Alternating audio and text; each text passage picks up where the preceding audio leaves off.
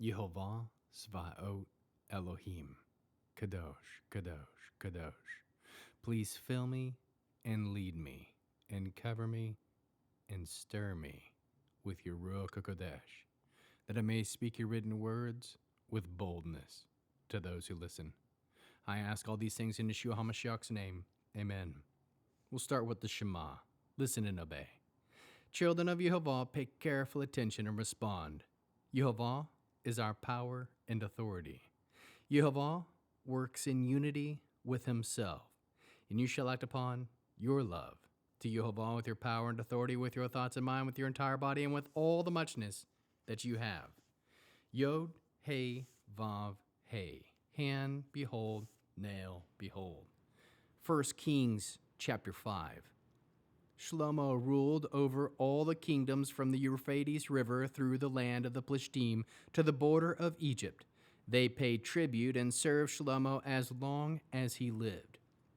Shlomo's provisions for one day consisted of 150 bushels of fine flour, 310 bushels of meal, 10 fattened oxen, 20 pastured-fed oxen, and 100 sheep, in addition to deer, gazelles, rosebucks, and fatted poultry. For he ruled all the area this side of the Euphrates River from Taphasach to Azah. He was over all the kings on the side of the river, and he had peace all around him, on every side. From Dan to Beersheba, Yehuda and Israel lived securely, every man under his vine and fig tree, throughout the lifetime of Shlomo. Shlomo also had 40,000 stalls for the horses used, and with his chariots and 12,000 horsemen. Those officers, named above, supplied food and other materials for King Shlomo and for everyone for whom Shlomo provided. Each was responsible for his month's supply. They saw to it that nothing was lacking. They also made sure there was barley and straw where it was needed for the horse and draft animals. Each filled his quota. God gave Shlomo exceptional wisdom and understanding, as well as a heart as vast as the sandy beach by the sea. Shlomo's wisdom surpassed the wisdom of the people from the east and all the wisdom of Egypt, for he was wiser than everyone, wiser than Etan and Azrahi, and wiser than Heman, Kelkol, and Darda, the son of Makol. So as his fame spread to all the surrounding nations, he composed 3,000 proverbs and 1,005 songs. He could discuss trees from the cedars of Lebanon to the hyssop growing out of growing out of the wall. He could discuss wild animals, poultry, reptiles, and fish. People from all the nations came to hear the wisdom of Shlomo, including kings from all over the earth who had heard of his wisdom. Hiram, king of Zor, sent his servants to Shlomo because he had heard that they had anointed him king in his father's place, and Hiram had always loved David. Shlomo returned this message to Hiram. You know that David, my father, wasn't able to build the house for the name of Yehovah his God because of the wars that beset him from every side, until Yehovah put his enemies under the soles of my feet. But now Yehovah, my God, has given me rest on every side.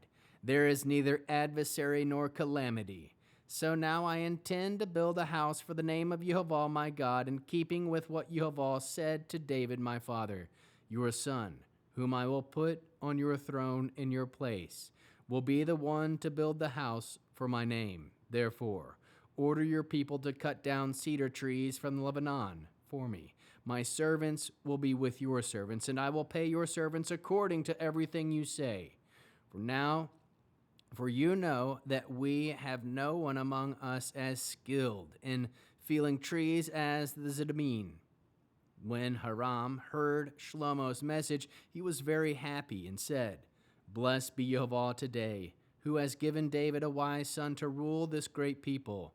Then Hiram sent Shlomo this message, I have heard the message you sent me, and I will do everything you want concerning cedar logs and cypress logs. My servants will bring them down from the Lebanon to the sea. I will make them into rafts to go by sea to whatever place you tell me, and will have them broken up there, and you will receive them. You will compensate me by providing food for my household." So Hiram gave Shlomo all the cedar logs and cypress logs he wanted, and Shlomo gave Hiram 100,000 bushels of wheat as food for his household, and 1,000 gallons of oil from pressed olives. This is what Shlomo gave Hiram each year. Yehova gave Shlomo wisdom as he had promised him, and there was peace between Hiram and Shlomo. The two of them formed an alliance together. King Shlomo conscripted 30,000 men from all Israel for forced labor. He sent them to the Lebanon in monthly relays of 10,000. They would stay a month in Lebanon and 2 months at home.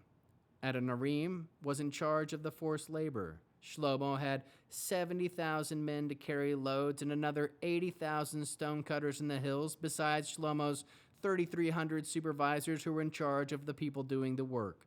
The king gave orders, and they quarried large stones, expensive stones, to lay the foundation of the house with cut stones. Shlomo's and Hiram's builders, along with the men from Givol, worked the stones and prepared the timber and stones for building the house. How can we learn to love our Creator after reading this 5th exciting chapter from 1 Kings? We can aim to submit to the rule of Yehova in your life. Serve Yehova for life.